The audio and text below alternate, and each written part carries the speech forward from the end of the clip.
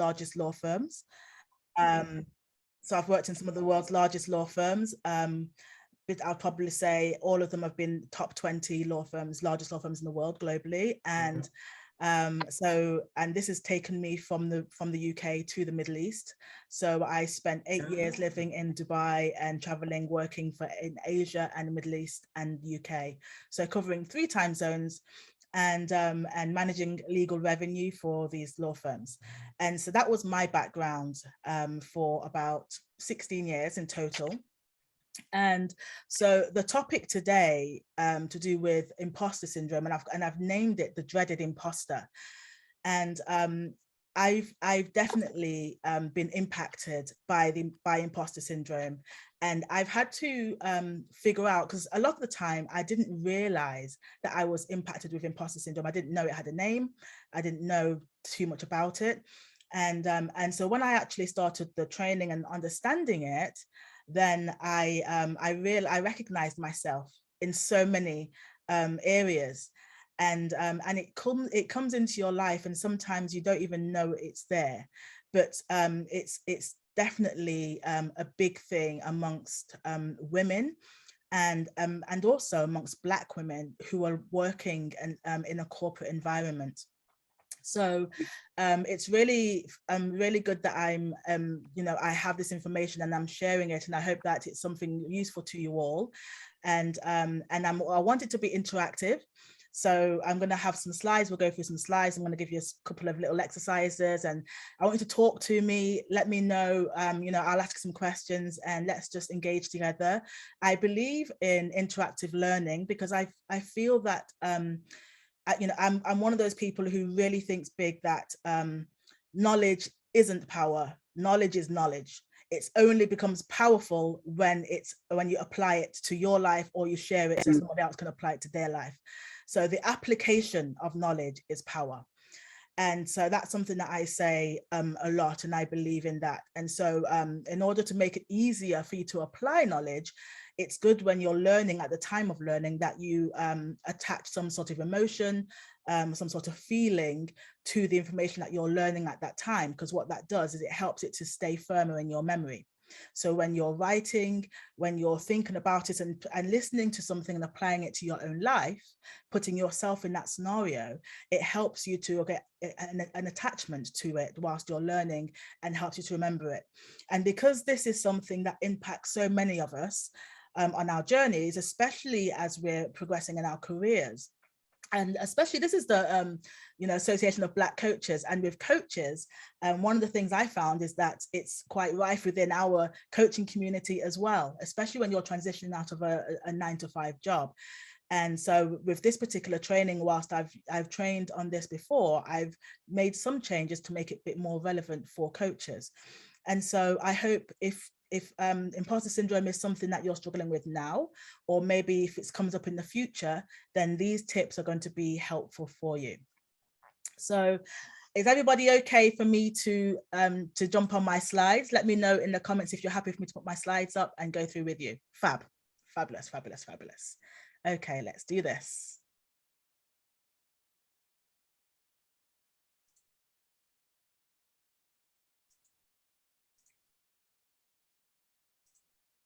Okay, so can you see my screen okay? Yeah? Yes. Okay, fabulous. All right. So the dreaded imposter, 5 effective and sustainable ways to navigate and overcome imposter syndrome. Now, everything I do, I try to do it so that there's a way to make it sustainable. It's not a one-off exercise. It's something that you can prepare, so you can always pull it out of the bag and do it later on to help to sustain your habits. That's part of the coaching that I do. And again, it supports the way that you learn. So again, I don't want this to be one of the trainings where you listen to it and it's great, and then you forget it later on, or when you need it, you don't have the relevant information, which is why I like to make it interactive. So let's talk about what it is. So imposter syndrome is more than just an issue with confidence, because it throws into doubt your actual competence, meaning that your tangible physical skills and talents. It doesn't necessarily impact you in all areas of your life. It might be situational, whereas, for example, most of the time it will impact you just at work, or just within your business. And so yeah, it's more than just, you know, an issue of confidence. It's a bit more, it's a bit deeper than that. It's kind of like a form of self-sabotage, as because the positive characteristics that you have, it's like they've turned on you, you know. So where you have that desire to succeed and the drive that pushes you, they cause you to succeed, but then now when you have imposter syndrome, they are negatively impacting your mental well-being. So that's what makes it a little bit different to just having a lack of confidence. So I'm going to tell you a bit of a story. This is a true life story. This is a man that I met, and actually it's one of the trainings that I delivered for the imposter syndrome training, and he was telling me his experience with imposter syndrome. And he basically had started his job in a corporate environment, in the first corporate job he'd ever had, and he was excelling in his career so super quickly. And he was getting promoted really regularly, and he was mixing with all of these top C-suite, you know, people, chief executives, and he sort of very quickly felt that he wasn't doing anything that much to earn all of this recognition. He wasn't doing anything really to earn all of this shine that he was getting, and to be having, you know, sharing a room with all these top people that he's not been used to. He's not grown up in that sort of environment. And so then what he started to do after a few years, so I think he said it was 4 years, where he'd climbed in his organization until they were offering him a partner position. And then he kind of crumbled, and he said that, you know, what happened to him was he felt that it was too much. He was afraid that they were going to find out he didn't have the knowledge after all, and he'd only got to that point by fluke. And he started self-sabotaging, and the way he started doing that was not being able to submit projects. When he used to be able to submit them on time, he wouldn't. He was second guessing himself.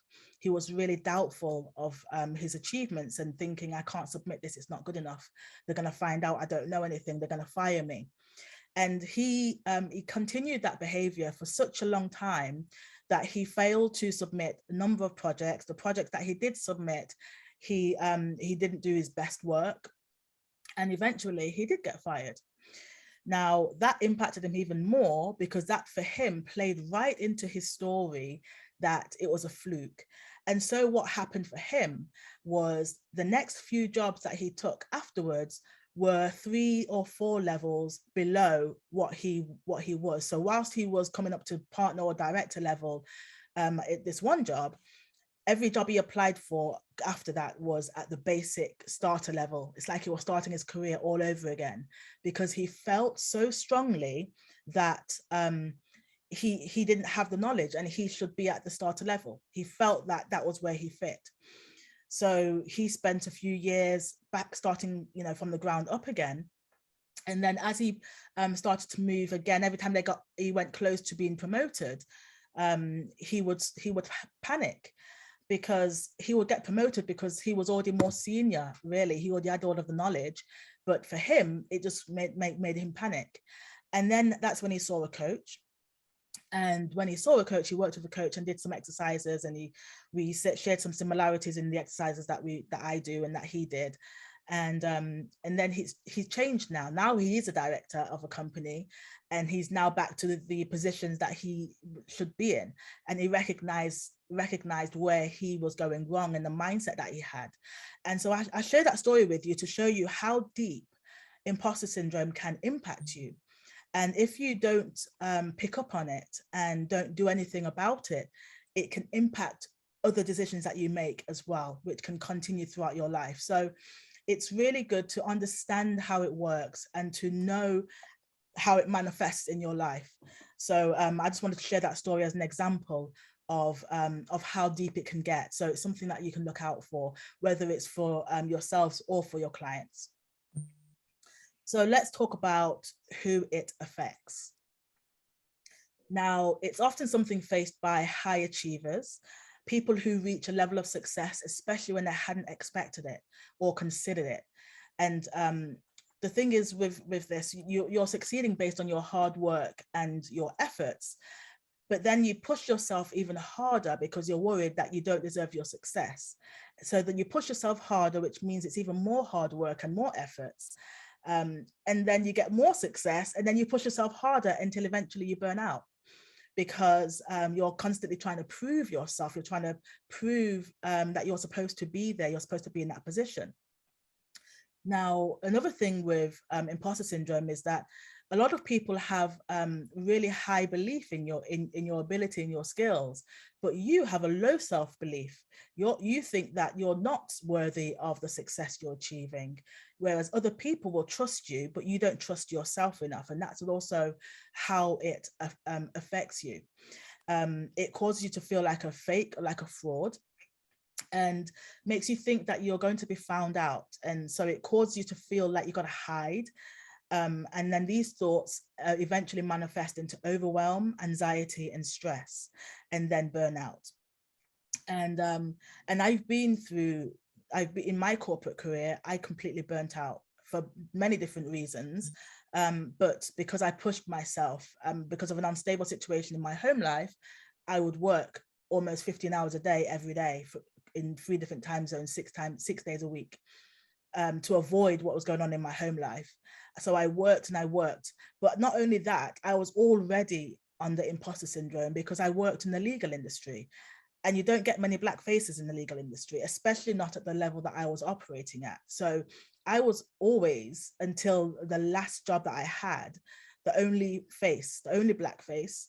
And that put a lot of pressure on me. So I don't know if you've got or coming from a corporate background yourself. So let me know, do you recognize that at all? Or is the industry that you're working in, do you have lots of people who look like you, or are you used to working in an environment where there are Black people? Because if you're not, it can be quite challenging.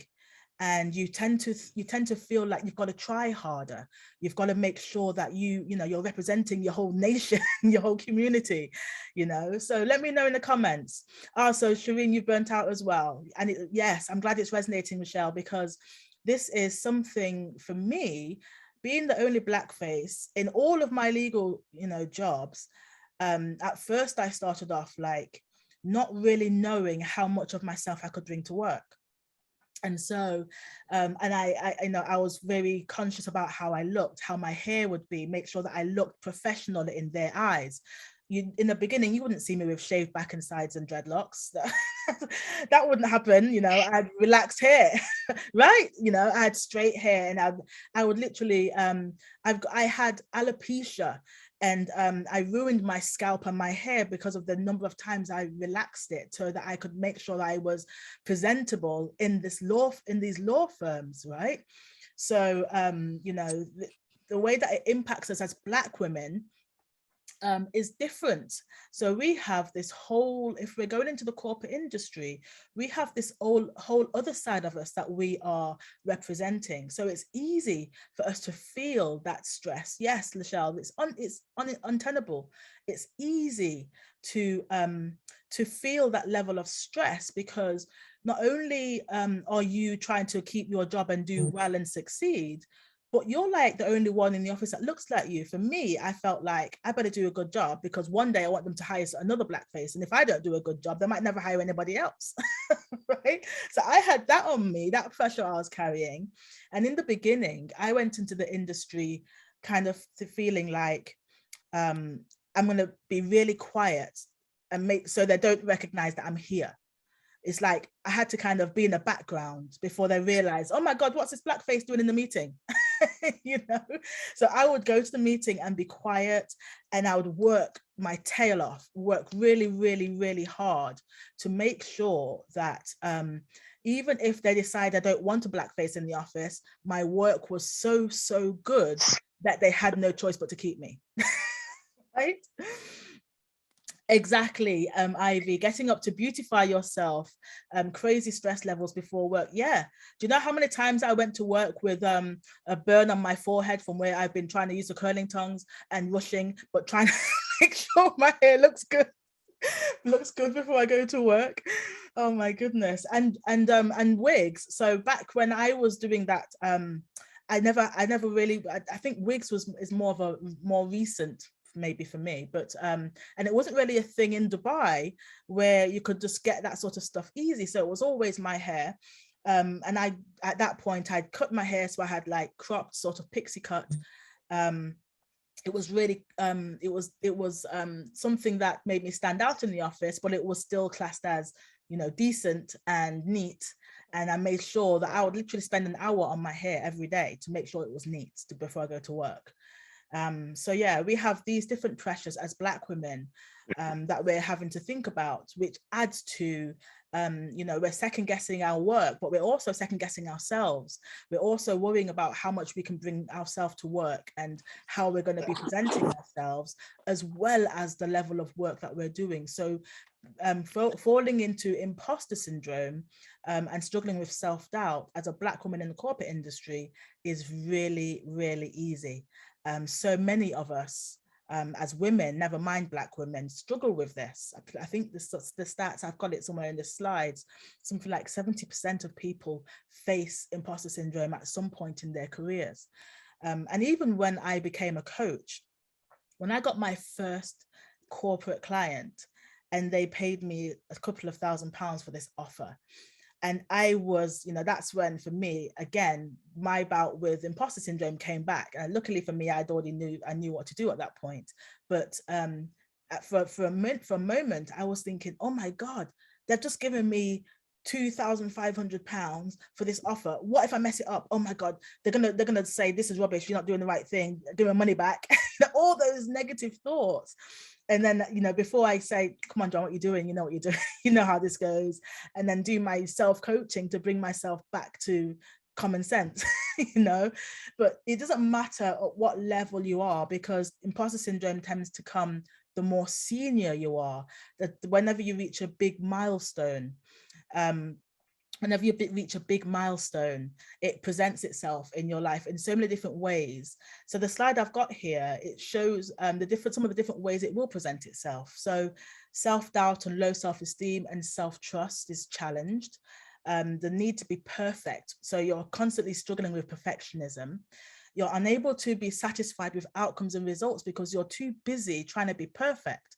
So when you are successful, you don't even recognize your own success because in your mind, it's not good enough. You weren't perfect.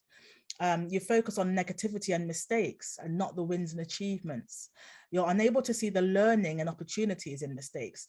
And that's something that's huge. When we make a mistake, that's when we learn. That's the best way to learn. But when we are struggling with imposter syndrome, we are not paying attention to mistakes. They are the things that drag us down. We are trying to find all of the successes. We're not taking the learnings. You know, we have a high self-expectation that it's oh, someone's saying something. Hello. Oh, okay. So we have a high expectation of ourselves, and most of the time it's an impossible expectation to have of ourselves.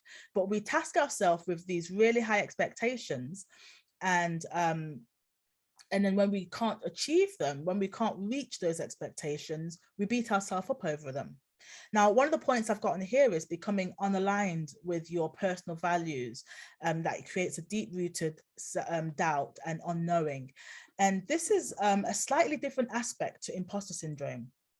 And this is where you have, if you are working in an industry or for a company where the belief system is different to what your beliefs are, your value system is different to theirs, then it causes you to fall out of alignment. And then you start to also feel like an imposter because you're pushing a message that you don't necessarily believe in. So that also brings a whole load of self-doubt. Can people see that this is not what I really believe?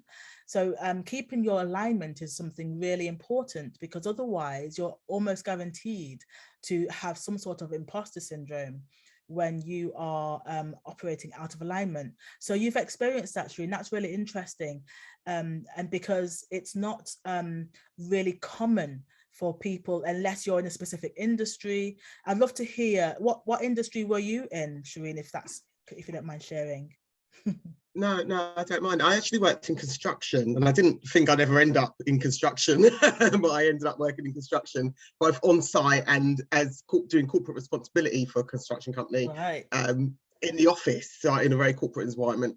And I worked there for nearly 9 years. And towards the last 2-3 years that I was there, that's exactly what happened. I just felt like their values and my values and their beliefs, and a lot of it was coming from a Black perspective. You know, I could see they weren't hiring Black people, they weren't developing Black people, they weren't giving all the young entrants. I worked with a lot of young people in the company, and I saw the people coming in. I ran the work experience program, I ran the graduate program, and I could see the people that were coming in, and none of them looked or came from where I was coming from, and they just weren't getting the opportunity. And when I fought them on that a little bit and put my foot down and said, come on now, we need to do this, blah, blah, blah, I felt the kind of atmosphere change a little bit. And from then on, I realised that actually I don't feel like I want to be here. I don't want to be here anymore. I need to go and do something where there's more people like me and people that are pushing our agenda. Yeah, that's a really good example, and that impacts a lot of us, as in if we're going into a new industry, then we have to kind of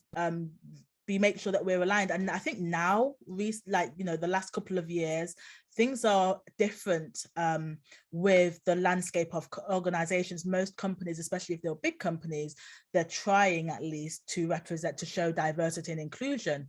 But if we go back, I'd probably say even as soon as 5 years ago, that was quite rare. You know, it was in certain industries, especially in construction as well.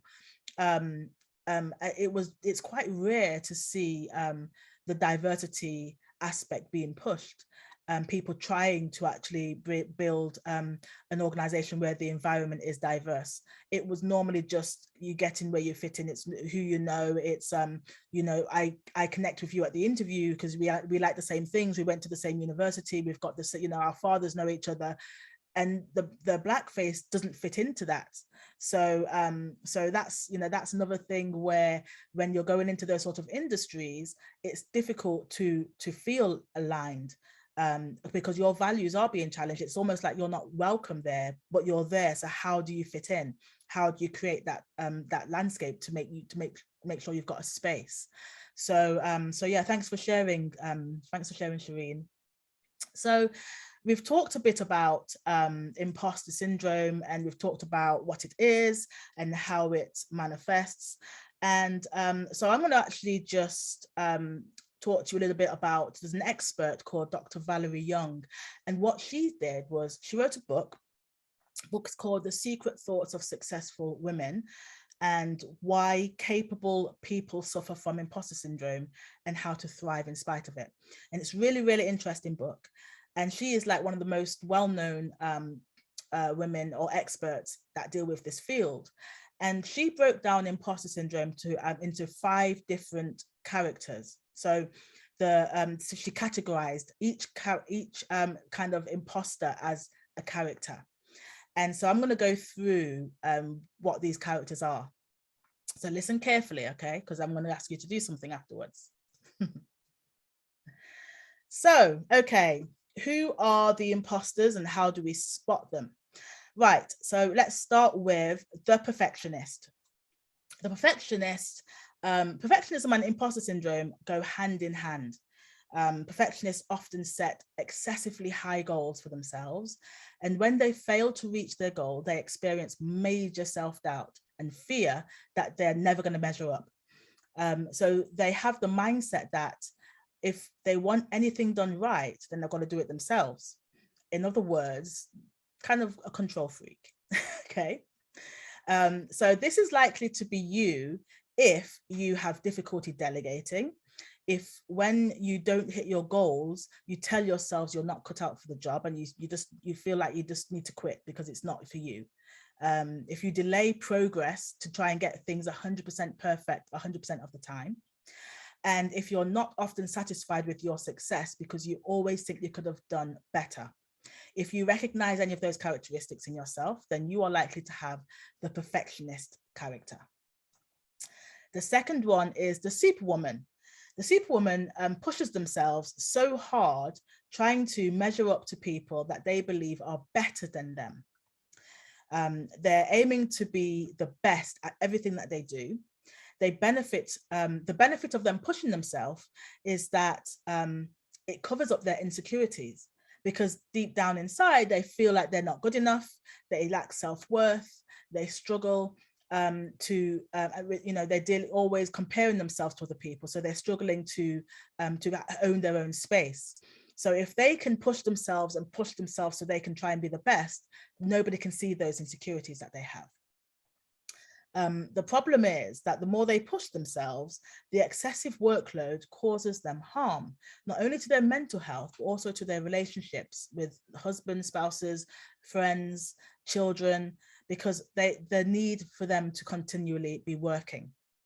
So if this is you, then you are the sort of person who is constantly working long hours, even past the point that you've completed that day's jobs, you're still going to be working. You get hyper stressed out when you're not working, and you find taking downtime is a waste of time. You don't know how to relax. You've probably sacrificed your hobbies and your passions to work, and you feel like you haven't truly earned your title. Despite numerous degrees and achievements, certifications, you feel pressed to work harder and longer than anyone else around you in order to prove your worth. And an interesting thing is imposter workaholics. So if you're a workaholic and you have imposter syndrome, you are actually not addicted to the work, you're addicted to the validation that comes from working. So that's an interesting angle. Now, the next one is the natural genius. The natural genius is somebody who believes that they should be a natural genius. They judge themselves against ease and speed, because if you're a genius, things come easy to you and quickly to you. So the minute that they take a long time to master something or to understand something, they feel deeply embarrassed, they feel like a failure, and they feel a deep-rooted sense of shame. Very similar to perfectionists, except for the genius, they expect that they should get everything right at the first time. If they don't get it right first time, it deeply challenges their character, because they're supposed to be geniuses. Now, this usually occurs if you're the type of person who is excelling without effort. It just comes naturally to you. And if you have a track record of getting straight A's or gold stars, even from a child, and you're often called the smart one in your family or in your peer group, your friends. So you get this sense that you believe you can do everything on your own. So you don't buy into getting a coach or a mentor. You avoid challenges, because you don't want, you know, if something challenges you and you don't get it right the first time, you can't deal with the shame of it. So you'll avoid doing something that's going to be brand new to you unless you know that you can nail it first time. So that's natural genius. The soloist is number 4. The soloists believe that they can just be here, there, and everywhere, because the minute you ask for help, then you're drawing attention to them being an imposter.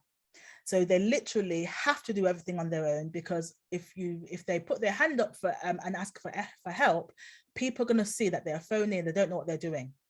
So they do this, they try and do everything and be everywhere to their own detriment, and believe that if they do ask for help, it's going to diminish their sense of worth, their self-worth.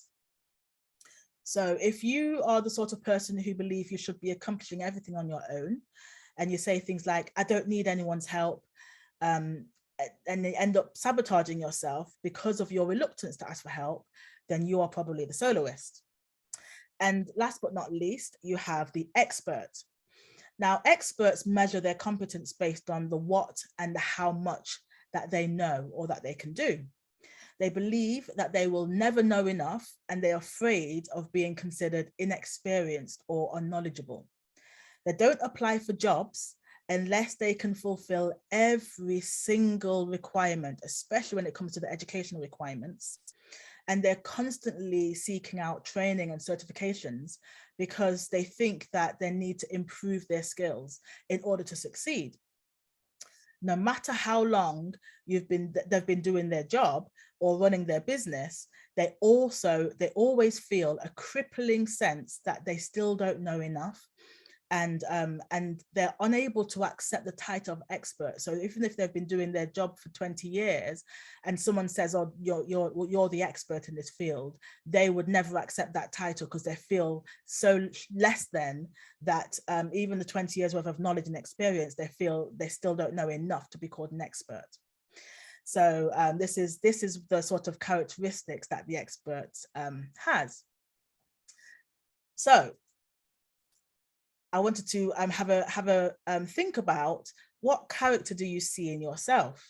Now, I don't know if we've got much time for a little bit of an exercise, but I'm going to give it to you anyway. Okay, so so I want you to have a think about, which character do you see in yourself? And even if you've never struggled with imposter syndrome before, I'm sure there are characteristics in at least one of those where you think, if I was going to have imposter syndrome, I'm probably going to have this one. Now, that's a really interesting question you've asked there, Mary, because I'm going to share it with you about me. When I went through this learning, every single one of those characteristics I had, every single one of them, every single last one. And it took me a long time to actually pull myself and change my mindset. And I don't think, I don't know if you ever get completely free from it. I think you evolve and you learn to question yourself and you learn to coach yourself. But I don't think you ever completely get free from it, because I think that once you've got something as part of your character, it becomes a decision that you make. Am I going to show up like this today, or am I going to show up like that today? Which is part of the thing that I believe in with my coaching practice, and being intentional about your decisions and setting your intention and deciding how you're going to show up. Are you going to show up as your best self today? Are you going to, what are you going to do today, and all of those things. But so that means when you're faced with these situations, when you have an opportunity to delegate, and your mind will automatically say, let's just do it myself because I'll do it quicker. And take me, by the time I tell somebody and explain it to them and show them what to do, I might as well just do it myself. Right? You recognize this, right? So when you have that, if you're coaching and you're used to, and you understand how imposter syndrome works, when you start recognizing that thought, then you can start thinking, actually, you know what? Let's just hand it over to somebody else, because otherwise I'm creating a route for me to self-sabotage. So let me pass that on. And I'm going to talk about that as I move on to the tips. But I can see, so Lachelle, you are teetering between the superwoman and the expert. Wow, yes. And Ivy, the superwoman and the soloist. We're all superwomen here, right? Okay. And so I'm going to share some things soon, which will help you to understand and to think about what you can do when you start to feel these things coming up. Now, there's five ways. There are more ways, and this is a short, just a training to give you a bit of information and some of the main tips that I've pulled together for you. And I think that these are some of the 5 strongest tips for us. This is how we free ourselves from imposter syndrome. Top tip number 1: separate your feelings from the facts. Now, this means you need to listen to your chatterbox, and isolate your thoughts. So that's that self-talk that we all have. We need to listen to it. Now, the only way to stop feeling like an imposter is to stop thinking like one, which means we have to be aligned with who we are, know who we are, and get to understand when we have our negative self-talk piping up, that we are not our self-talk. Our self-talk is an aspect made up of external thoughts and things that we've learned throughout the years, but we can choose what thought to listen to. We can choose how when we're going to take something on board or not. But one of the big things that we need to do is figure out, is that self-talk saying something factual? Is it fact-based or is it fear-based? Is it fact-based or is it a story? Is there any evidence to support what this small talk is saying? Or is it fake news? Are there any, you know, one of the things I say, I call drive-by comments. You know, when you're working with people, or you might even a family member, a lot of the times it's family members, where you're saying something to them and they just drop this negative comment and walk away. And then that comment stays with you, sometimes for years. It goes back and round in your head, and you think, well, that person said that. I call them drive-by comments, because they've just driven past and dropped something in your spirit and walked off and left you with this thing that plays this story in your head over and over and over again. So what we need to be doing is breaking that pattern and questioning the pattern. One of the things that I do with my clients is I teach them to doubt the doubt, because we're so quick to have self-doubt. We just take that doubt as fact. But if we were to doubt the doubt, which is doubting the self-talk, then actually it puts us in a position where we can talk sense to ourselves. And that's, as coaches, that's what we need to be doing. Self-coaching is a really big part of what we need to do in order to continue our growth. So that's something that we can start to do as coaches, is to talk to ourselves and to be able to identify these things within us. So recognize, are we telling ourselves a story? Is it something that we've struggled with before? Is it something that's been reoccurring in our life? Is it something that's been tested and proven? Is there any evidence? Or is it something that it's really just out of fear and I've never really explored it? So that's the first tip, is to separate the feelings from the facts. Now I want you to get your notebooks out. I asked you to bring your notebooks. So, oh, Lachelle, I'm glad you're enjoying it. You are in self-confidence church, baby. So I want you to get your notebooks out, and I'm going to explain to you how to do this. Okay, so get your notebooks or a piece of paper, pen, pencil, and I want you to leave the top bit blank, because I'm going to give you a title for it later. And I want you to take a notebook and I want you to write down a negative statement or a negative story that you are either telling yourself now, or maybe something that you've told yourself in the past.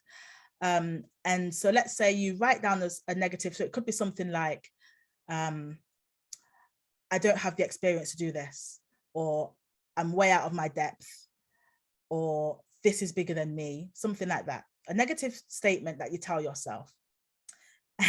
And Ivy, you make me laugh. So write down this negative statement you tell yourself. And let's say, for example, that statement takes up 3 lines on your paper, then leave 3 lines after the statement blank. So if you write down 2 statements, let's say the first one takes up 2 lines or 3 lines, then leave 2 or 3 lines after that statement, and then write your next statement. Okay. So I'm just going to give you a minute just to write down any comments that you have, any negative statements that you have. And I think this, you know, even if you're not struggling with imposter syndrome, we all have had negative statements. We've all told ourselves at some stage in our life a story. And if we can't think of a story that's come to mind, this is the Association of Black Coaches. We have clients. Think of a story that your client has told themselves that you've identified, and write that down. We just want an example here so I can show you how this works. But I'm sure we can think of a story. So 30 seconds. When you've written down 1 or 2 statements, so put a comment in the chat box for me so I know.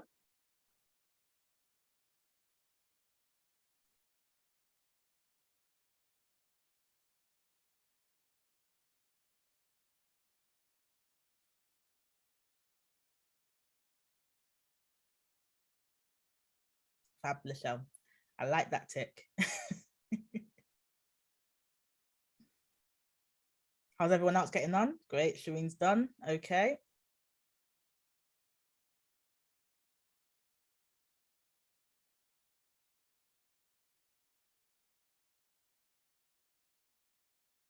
Ivy's done. Okie dokie. How are you getting on, Mary? Still driving, sorry. Oh, okay, no worries, no worries. Okay, so let's move on then. And this is something that I want you to do later on, Mary, because I think this will be good. Good for you to have this exercise. So I'm glad you know it's recorded and it's something you can pick up later. So you've written down either 1 or 2 statements, and then you've left the adequate space. So then we're going to move on to tip number 2. Okay, we'll come back to that exercise later. So tip number 2 is recognize that not being perfect is just being human. Now, a lot of the times we cause ourselves to be delayed. We cause ourselves not to take action or to be stuck because of our need to be perfect. So this is where I want you to start focusing on progress and not perfection. Recognize that perfection is actually just another word for procrastination. It just sounds nicer. It's just procrastination. And actually, it's often used as a payoff or an excuse that we give ourselves to stay stuck, because it means we can avoid facing our fears. So let me give you an example. You can tell yourself a story. Now, I'm an introvert. I call myself an audacious introvert because I'm big and bold and I'm confident, but I'm an introvert. And a lot of people think that you can't be an introvert and be confident, but I'm here to tell you that you can. You know, I'm an introvert. And so one of the stories that I could tell myself, which I did tell myself, you know, years ago, was that I'm an introvert, so I can't go live on social media, on Facebook. I can't connect with my audience to, you know, to sell my business because I'm an introvert. So it's just not how I work. And I want to let you know that that's a story. There's no fact in that. It's not true. It's a story. And that story, we hold on to that story because we have a fear behind going live. And I definitely had a fear behind going live. So rather than facing the fear, I would rather tell everybody that the story and let them know I can't go live because of this, when really it's a payoff. It's a story, because actually the only reason why I'm not going live is because I was too afraid, and I thought I'd mess up, and I didn't think I'd be able to do it. I didn't have the confidence in myself to be able to do it. So I wouldn't. And so I would say that it didn't match my character. I'm an introvert, and it's just like, that's just how I am. And I wanted to say that story that we tell ourselves about, that's just how I am, is the biggest story that we tell ourselves, because characteristics and personalities are not fixed. We can change. If somebody said, I'm going to give you £1 million to go online, then we soon quickly decide that that's no longer how I am. I can go online. So remember that, okay? And if you ever find yourself thinking, well, that's just how I am, stop yourself in your tracks, because that's not just how you are, it's a choice. And we are choosing how we want to show up. Okay, so that's just how you recognize the stories and the payoffs that we give ourselves. The tools that I use in my coaching practice is to help people to become more comfortable with showing up. Most of my clients are introverted. And I think it's because of the energy that I put out there. People just connect with me who are similar to me because they must pick up on my vibe. I don't know, but a lot of them who are trying to push their business are introverted, and I help them to go live because it's something that I've had to overcome myself. And I've created this little exercise, and it's been really helpful for them. And it helps them to rewrite their story. And that's what you need to be doing. So one of the other things is learning the art of delegation and the vulnerability to ask for help. Because a lot of the time we don't want to be vulnerable and ask for help, and we don't want to delegate because we want to be the ones that are perfect. We are trying to be perfect all the time, not recognizing that these things are slowing us down from progress. And actually, both delegation and vulnerability are tools which strengthen you. The benefit of delegation is not only does it get somebody else to help you and give you that level of support, so you can actually focus on income driving activities within your business. Another thing is it helps somebody else to raise their profile. So if you can delegate a task to somebody else, it means that they are getting exposure and getting experience, whereby otherwise you'll be keeping it all to yourself. And as coaches, we are here to help people. So delegation can actually also be used as a tool to help people. So just something that recognize not being perfect is just being human. Tip number 3 is focus on the positive and higher self. This is where we talk about the spirituality within us. And I've got another task for you. This is not the same task that you started already. This is a second task. I'm giving you 2 exercises. This is 2 ways to 2 practical ways that you're going to be able to call upon later on down the line if imposter syndrome comes up at you. So this exercise is one I encourage. It's a second piece of paper, and it's called the drop the mic list. You know, when you just drop the mic and walk away. This is the drop the mic list, okay? This is something that I do with my clients, and it's a document where you create a list of all of your accomplishments, your achievements, the things that you're proud of, your compliments, testimonials, everything, the works. And you create a list of all of these positive goodness, okay? It's like you've done all of this, you can drop the mic and walk away. So I want you to create a list and identify all of these things that you're proud of, whatever it is. You know, people think, oh, well, it's nothing big, but you know, I had one client, she's from Ghana, and she's living in the UK by herself, working, and you know, she said, well, I don't have anything to be proud of. And I said, how many languages do you speak? And are you not in a different country away from your family, and you're here by yourself living life, and you've got nothing to be proud of? Do you see what I mean? We take things for granted, and this is why this exercise is really important, because it makes us actually become aware of the things that we've achieved and accomplished in our life, and puts it to the forefront. So I'm going to ask you to create a list. Call it the title of this exercise is drop the mic list. Okay, create a list where on all the things you can drop the mic on and walk on and say, yeah, I did that, all on my own, I did that, you know. And I want to store it in your Google Drive or whatever document management system that you're using. And if imposter syndrome ever comes back into your life, at your next big achievement, you know, whatever it is, pull out your drop the mic list and remind yourself that this achievement is no different to all the rest of the amazing achievements that you've accomplished in your life. So this is just here to ground you and remind you how amazing you are. So, you know, this is a drop the mic list, which is really helpful. And it's really good if you can prepare it in advance. Don't wait until imposter syndrome is ravishing your life away. And now you're thinking, oh my God, how do I create this? Because you're never going to remember all the things you've accomplished in that moment. So take a few minutes and take the time to do these exercises now, so that you're not scrambling at the time when you most need to have your clear head. Okay. Tip number 4. Reposition failure as valuable. Now, everybody's always scared to fail. Everyone's afraid of failure, afraid of this, afraid of that. And I totally get it, because the title itself, like, who wants the title of being a failure? The thing is, a lot of the times when we do things and if they don't work out, it doesn't mean that we are a failure. It just means that whatever we tried or whatever we didn't work. It failed. The thing is, the reason why it's valuable is because when you fail, you learn. It's the biggest, most reliable learning tool that there is, to fail at something, because you take so many learnings from it.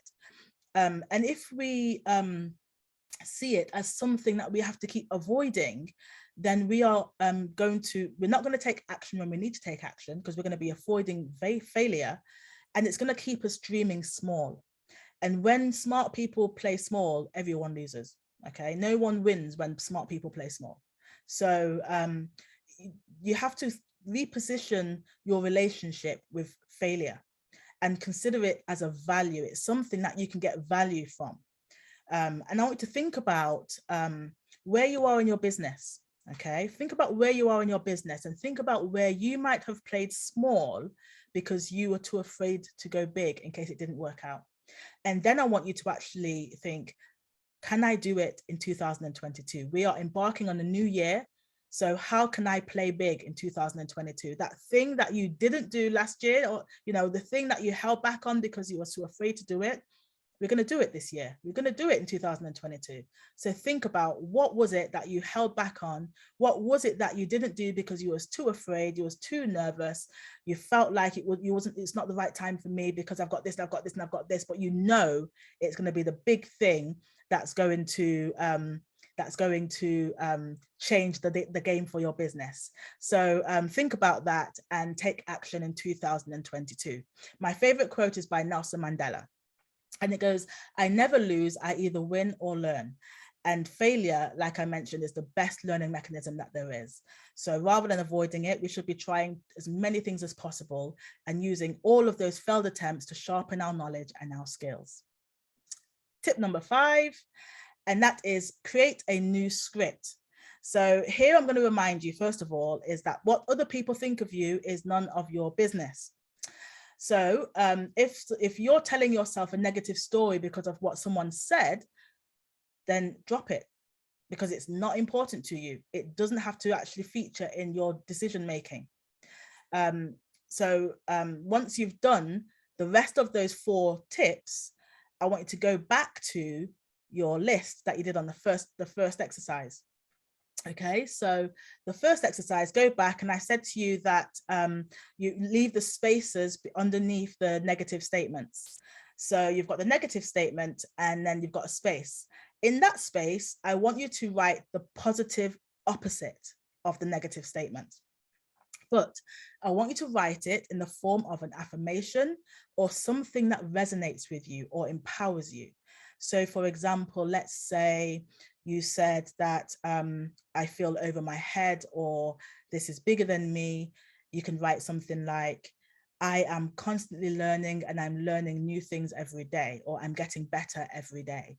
So whatever the negative statement was, I want you to use the space you left beneath it to write a positive opposite, or an affirmation that resonates and empowers you.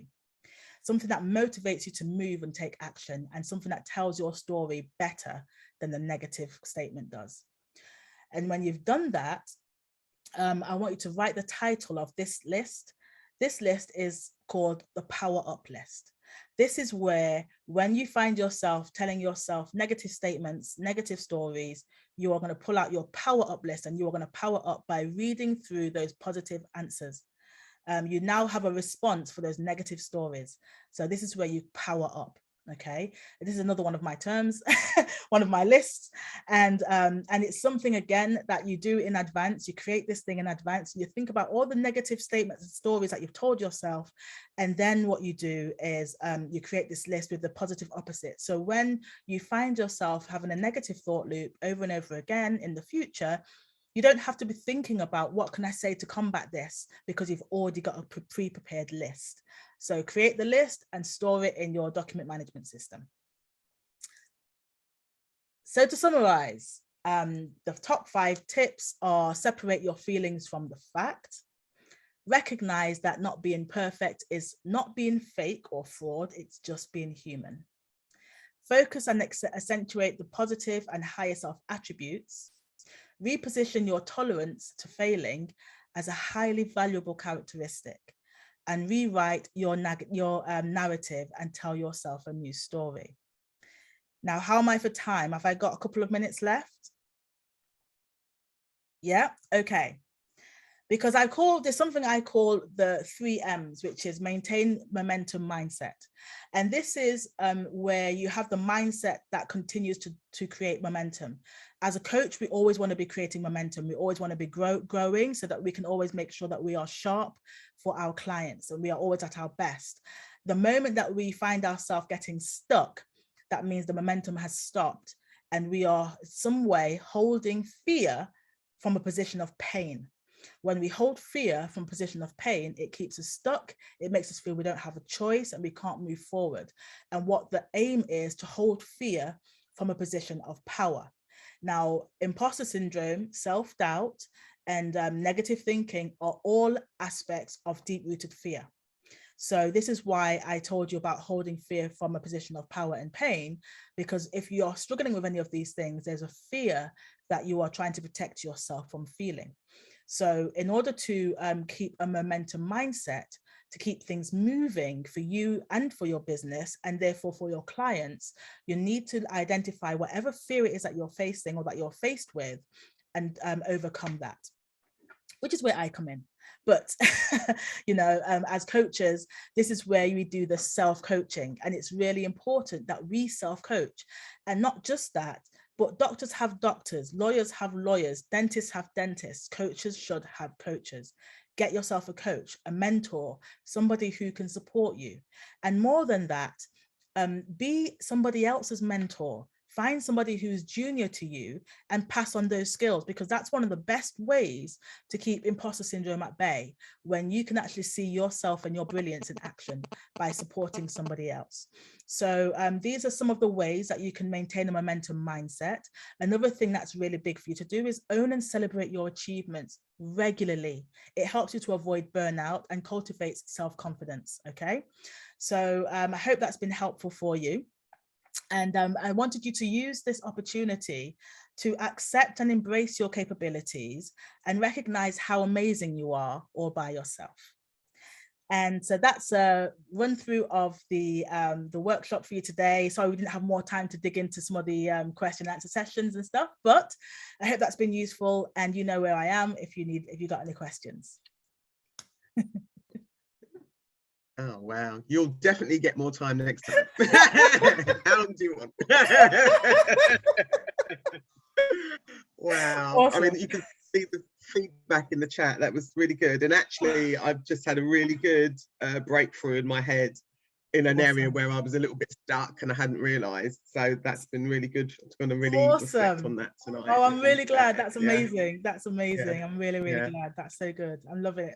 I love doing these sessions and working with people, especially with coaches, because I'm on the same level. And you know, I've been I'm still in my very early stages, and you're probably more advanced than I am. So but I've struggled with a lot of these things in my previous corporate days, and which is why I do what I do. And so the confidence and the doubt and the fear is a result of me living my life with lack of confidence, lack of self-esteem, lack of self-worth, deeply struck by fear, which is why now I'm like completely the opposite, and why I love doing these workshops and helping other people to identify these things and overcome them. So thank you for the opportunity. I've really enjoyed it. It's been really great, and I'd love to do another one again. If you just let me know. You jumped at it, and look, I'm going to hand over to Lachelle. I mean, wow. Awesome. Just floored. I didn't know that. I was expecting another drop the mic moment tonight. Thank you so much for showing out. And I think there's so many take homes, but the biggest one is I've been like getting coaches, and for this last year, I need more. Another degree and all that stuff, which there's nothing wrong with that, but it's the intention behind it. And I like the point you made about being of service to someone else, mentoring someone else. I hadn't even thought about that in terms of creating your own zone of genius in order to serve, but also to serve yourself. Thank you so much. The best Christmas present that I could have gotten this year. Thank you. Amazing. Brilliant. Amazing. Thank you so much. I'm so glad. I'm really, really glad. And the importance of getting a coach, but also sometimes we can get so stuck in you know, trying to educate ourselves, when actually sometimes we have all the information we need. We just need to get started. So but I do definitely believe we should get coaches and to support us as we continue to grow. But be a mentor to somebody else, because we do have skills.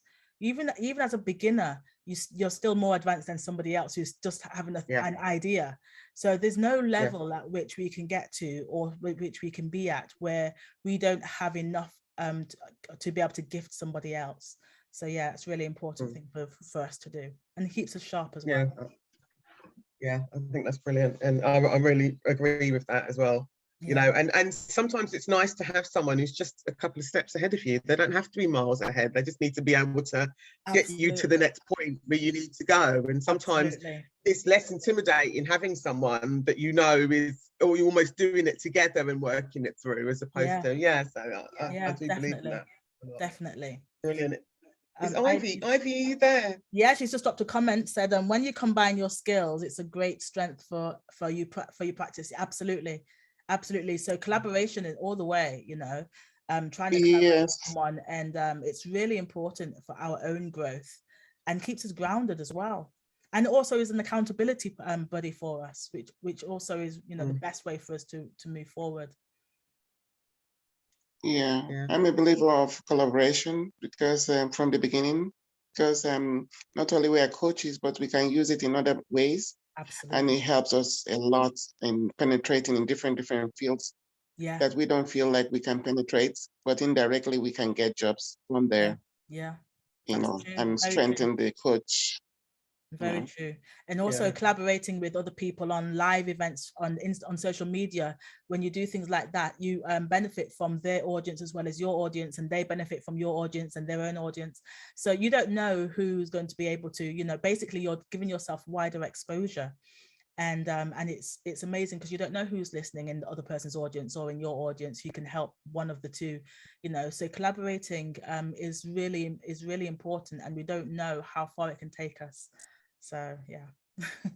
Well, I've been maintaining 2022 is the year of collaboration. I think we're going to see some brilliant ones, and it's going to uplift all of us in the same direction. I think when we get that strength and we actually start relying and trusting each other and knowing that we don't have to do everything on our own.